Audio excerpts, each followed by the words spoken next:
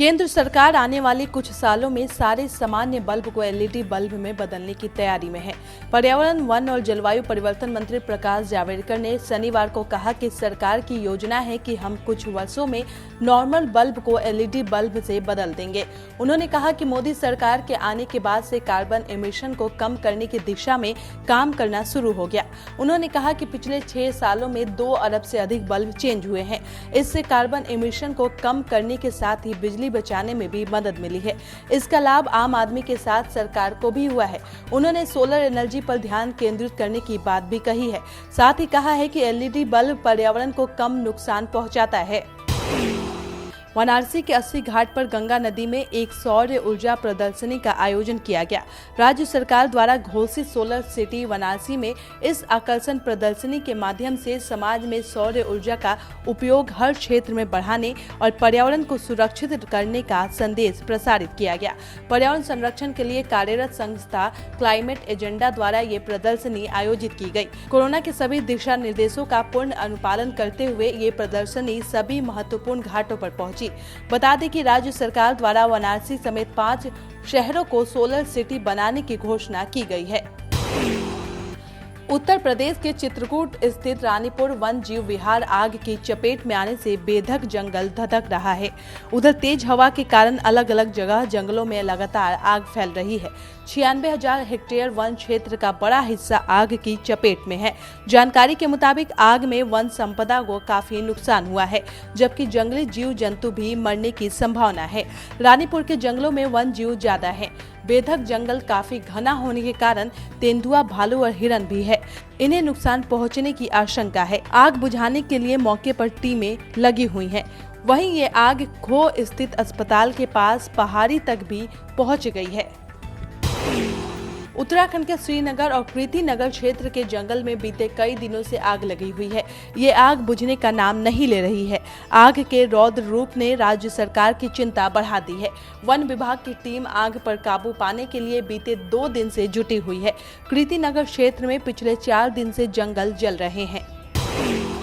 हरियाणा के नाथुपुर गांव का पूरा इलाका शुक्रवार की आधी रात के बाद धमाकों से दहल उठा। दरअसल शहर के पौष क्षेत्र के पास बसी झुग्गियों में आग लग गई। आग के संपर्क में 100 से अधिक एलपीजी सिलेंडर आ गए, जिससे तेज धमाके होने शुरू हो गए।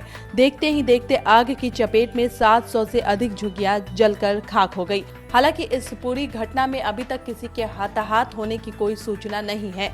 दमकल विभाग ने कड़ी मशक्कत के बाद आग पर करीब 7 घंटे बाद काबू पाया। झारखंड में गर्मी में पानी की समस्या को देखते हुए रांची नगर निगम के उप नगर आयुक्त और निगम के जल बोर्ड की टीम ने पीएचडी विभाग के साथ वार्ड का भ्रमण किया। इस दौरान पानी नहीं मिलने की समस्या से उन्हें अवगत कराया गया। उप नगर आयुक्त ने लोगों को समस्या का समाधान करने का आश्वासन दिया है। झारखंड की राजधानी रांची के उपायुक्त रवि रंजन ने आज विभिन्न कंटेनमेंट जोन का औचक निरीक्षण किया। रांची शहरी क्षेत्र में बनाए गए विभिन्न कंटेनमेंट जोन में व्यवस्था का उपायुक्त द्वारा जायजा लिया गया। इस दौरान उन्होंने संबंधित पदाधिकारियों को बैरिकेडिंग, बैनर एवं अन्य व्यवस्था से संबंधित आवश्यक दिशा निर्देश दिए। उन्होंने कहा कि कंटेनमेंट जोन बनाने में जारी दिशा निर्देशों का पूरी तरह से पालन करें।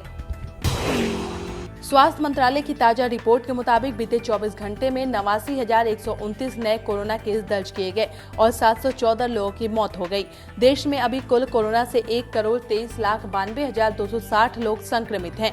कुल कोरोना से ठीक हो चुके लोगों की संख्या 1,15,69,241 हो गई है। वहीं कोरोना का जिनका इलाज चल रहा है उनकी संख्या बढ़कर 6,58,909 पहुँच गई है। कोरोना ने अब तक कुल 1,64,110 लोगों की जान ले ली है। मौसम विभाग ने राजस्थान, आंध्र प्रदेश, तेलंगाना और गुजरात में गर्म हवाएं चलने के आसार जताए हैं। इससे लू जैसी स्थिति बन रही है और तापमान में बढ़ोतरी होगी। ऐसे मौसम में फसल में आग लगने की घटनाएं होती हैं, इसलिए इससे बचाव के लिए किसानों को पहले से तैयारी कर लेनी चाहिए। वहीं मौसम विभाग के अनुसार भारत के कुछ हिस्सों में बारिश की संभावना है। उड़ीसा, पश्चिम बंगाल, आंध्र प्रदेश और केरल में बारिश के आसार बन रहे हैं। अंडमान और निकोबार में निम्न दबाव की वजह से अगले 1 सप्ताह तक बारिश देखने को मिलेगी। पूर्वोत्तर भारत में फिलहाल हल्की से तेज बारिश का सिलसिला जारी रहेगा। उड़ीसा के साथ ही पश्चिम बंगाल के कुछ हिस्सों में बारिश के आसार हैं। ऐसे में किसानों को सतर्क रहने की सलाह दी गई है। शनिवार को राजधानी रांची में सुबह से तेज धूप निकली रही। सुबह हल्की हवा से लोगों को गर्मी से थोड़ी राहत मिली।